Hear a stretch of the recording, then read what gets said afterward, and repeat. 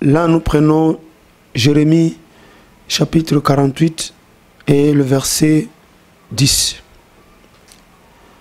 Maudit soit celui qui fait avec négligence l'œuvre de l'Éternel.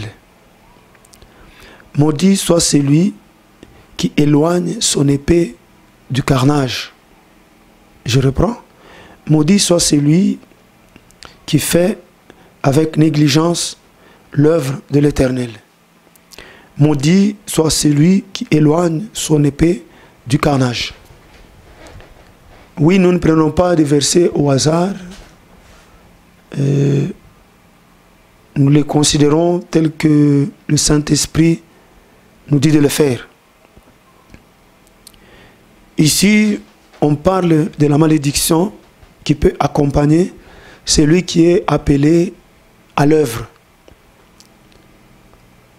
Il y a beaucoup de gens qui parlent de malédiction liées au péché. Le péché signifie la violation de la loi de Dieu, la violation des commandements de Dieu.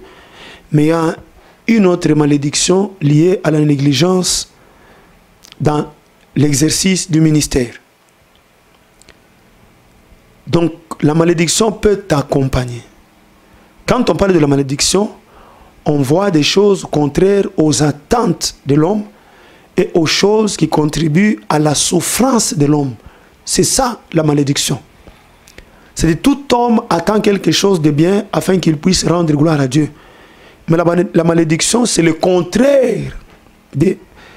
C'est le contraire de ce que l'homme attend. La malédiction, c'est le contraire de ce que Dieu a prévu pour l'homme. La Bible dit, toujours dans Jérémie, c'est Dieu qui parle à son peuple, il lui dit, je connais les projets que j'ai formés pour toi, mon peuple. C'est un projet de bonheur et non un projet de malheur. Alors, faire l'œuvre de Dieu avec négligence ne signifie pas seulement s'absenter à l'église, non. Tu peux être en plein exercice, mais toute ton attention n'est pas à ce que tu es en train de faire. Tu fais l'œuvre avec négligence. Tu peux être en plein exercice du ministère, mais tu ne respectes pas les normes. Voilà la clé de beaucoup de problèmes dans la vie de beaucoup de nos frères, dans la foi. Servir Dieu selon ses règles. Servir Dieu selon les normes qu'il a établies. Tu ne peux pas servir Dieu comme toi tu l'entends.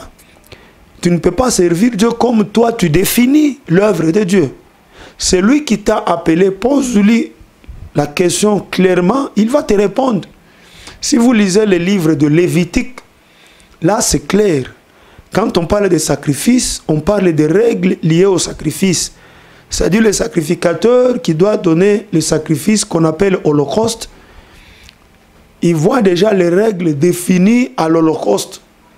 Tu peux avoir l'holocauste, mais si tu ne respectes pas les règles, tu es considéré comme celui qui fait l'œuvre de Dieu avec négligence. Voilà une fois de plus, nous insistons sur l'importance de la connaissance.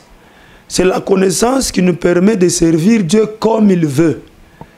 Beaucoup de gens pleurent aujourd'hui, ils disent, nous servons le Seigneur, mais nous ne voyons pas sa main. Non, c'est impossible de servir Dieu et de ne pas voir sa main. Impossible. Si tu ne vois pas la main de Dieu, donc tu ne le sers même pas. Tu crois le servir, mais tu ne le sers pas. Pose-lui la question. Pose-lui la question. Il est impossible de servir Dieu et de ne pas le voir. Et beaucoup de gens servent Dieu avec négligence, c'est-à-dire ils ont la volonté, mais ne connaissent pas les règles liées au service. Voilà, ils rencontrent beaucoup de difficultés. Finalement, ils prennent Dieu pour un injuste. Dieu n'est pas injuste. Il dit, l'ouvrier mérite son salaire. Que Dieu vous bénisse.